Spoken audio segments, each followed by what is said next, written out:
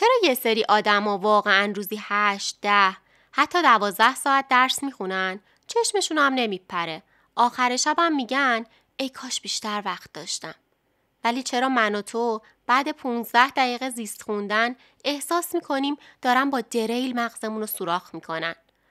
اینا تقلب یاد گرفتن؟ قرص میخورن؟ ژن خاصی دارن؟ نه بابا. من 2 سال تمام دنبال جواب این سوال بودم. با رتبه‌دارا حرف زدم، با مشاورا، با روانشناسا، با کسایی که از قبولی پزشکی انصراف دادن و دوباره رتبه 3 رقمی آوردن. و امروز میخوام دقیقاً همون چیزی که کشف کردم رو بهت بگم. بدون سانسور و بدون شعار. سلام رفقا، من اسمم مایاست و اگه تا آخر این ویدیو با هم بمونی قول میدم دیگه هیچ وقت به خودت نگی من تنبلم یا من نمیتونم. بخش 1. دروغی که همه به همون گفتن.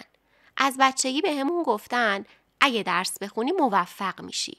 اگه نخونی بدبخت میشی. این بزرگترین دروغی بود که تو زندگیم شنیدم.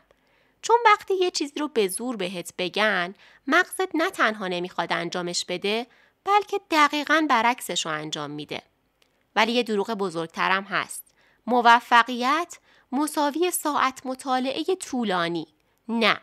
موفقیت مساوی ساعت مطالعه با کیفیت به علاوه حال خوب موقع مطالعه. اونایی که واقعاً زیاد میخونن اصلاً حس نمیکنن دارن درس میخونن. اونا دارن یه بازی میکنن که خودشون طراحیش کردن. بخش 2. 7 راز واقعی کسایی که واقعاً درس میخونن. حالا میرم سراغ اون 7 راز. راز شماره 1. اونا چرایی شخصی دارن، نه چرایی مامان بابا. رتبه 22 کنکور میگفت من پزشکی نمیخواستم. من میخواستم اولین پزشک خانواده باشم که پدر بزرگم قبل مرگش آرزوشو داشت.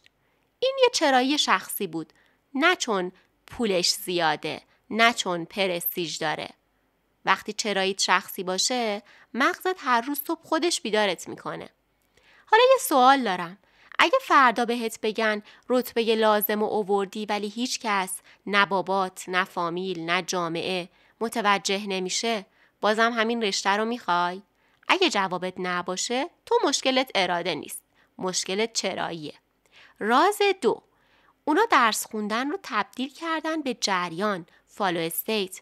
روانشناسا میگن وقتی یه کاری دقیقاً به اندازه توانایی‌هات چالش برانگیز باشه و فیدبک فوری داشته باشه، وارد حالت فالو میشی و زمان غیبش میزنه. رتبه‌دارا چی کار میکنن؟ تست میزنن. اشتباه میکنن، سریع جوابو چک میکنن، درستش میکنن. فیدبک فوری. ما چی کار میکنیم؟ جزوه میخونیم بدون تست، بدون هیچ فیدبکی. خب مغزت میگه این کار بیفایده است دیگه، پاشو برو اینستا. حالا راه حل چیه؟ هر چیزی که میخونی همون لحظه تستشو بزن. حتی اگه 10 تا تست اشتباه انجام بدی، مغزت اینجوری خوشحال‌تره تا اینکه 50 صفحه بدون تست بخونی. راز شماره 3. اونا درد کوتاه مدت رو پذیرفتن. ما دنبال راحتی کوتاه مدت هستیم.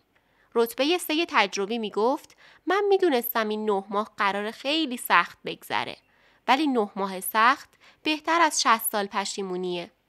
ما برعکس فکر میکنیم. الان حالم خوب باشه، بعداً درست میشه.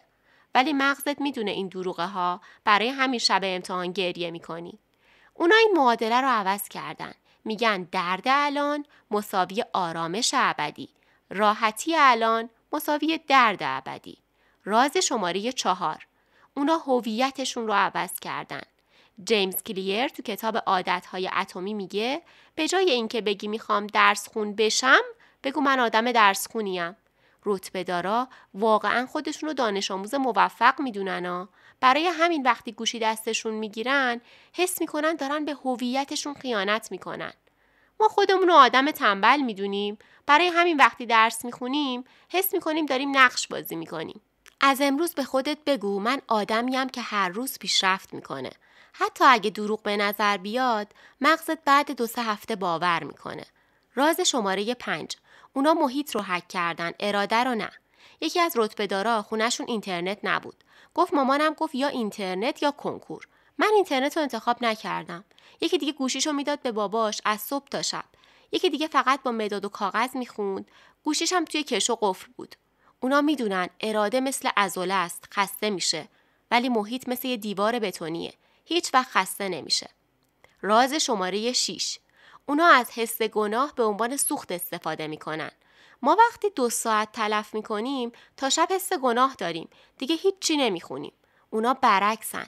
وقتی 2 ساعت تلف میکنن میگن حالا باید 4 ساعت بخونم که جبران کنم. حس گناه رو تبدیل میکنن به حس انگیزه، نه به بهانه. دفعه بعدی که وقت تلف کردی به خودت بگو این 2 ساعت که رفت، ولی الان شروع میکنم تا شب 5 ساعت میخونم. ببین چجوری معجزه میکنه. راز شماره 7. اونا داستان شکست ندارن، فقط داستان یادگیری دارن. وقتی ما آزمونی رو خراب میکنیم میگیم من همیشه خراب میکنم، من نمیتونم. اونا میگن جالب شد، این بار درصد زیست 40 شد، دفعه بعدی باید فلان مبحث رو بیشتر بخونم. اونا شکست و پایان نمیدونن، داده میدونن. مثل بازی کامپیوتری، هر بار که میمیری یه راه جدید یاد میگیری. خلاصش کنم، اونی که روزی 10 ساعت با لذت درس میخونه نه اراده آهنین داره، نه ژن خاص داره، نه تقلب میکنه. اون فقط این 7 رو رعایت کرده. چرایی داره، جریان داره، درد کوتاه مدت رو پذیرفته، هویتش رو عوض کرده، محیطش رو هک کرده، حس گناه رو به سوخت تبدیل کرده و شکست رو داده میبینه، نه پایان. تو الان دقیقاً همون آدمی هستی که میتونه 1 سال دیگه رتبه بیاره، یا پروژه‌ش رو تموم کنه، یا هر آرزویی که داره. فقط باید تصمیم بگیری که از امروز یکی این 7 رو اجرا کنی. من قول نمیدم راحت باشه ها، ولی قول میدم ارزشش رو داشته باشه. حالا اگه این ویدیو بهت ذره انگیزه داد، همین الان یه کاغذ بردار و بنویس من درس خونم چون و دلیل شخصی خودتو بنویس. بعد برام کامنتش کن، منم میام لایکش میکنم و باهات صحبت میکنم. اگه فکر میکنی این ویدیو میتونه زندگی یه نفر رو عوض کنه، ازش دریغ نکنی یا حتما براش بفرست.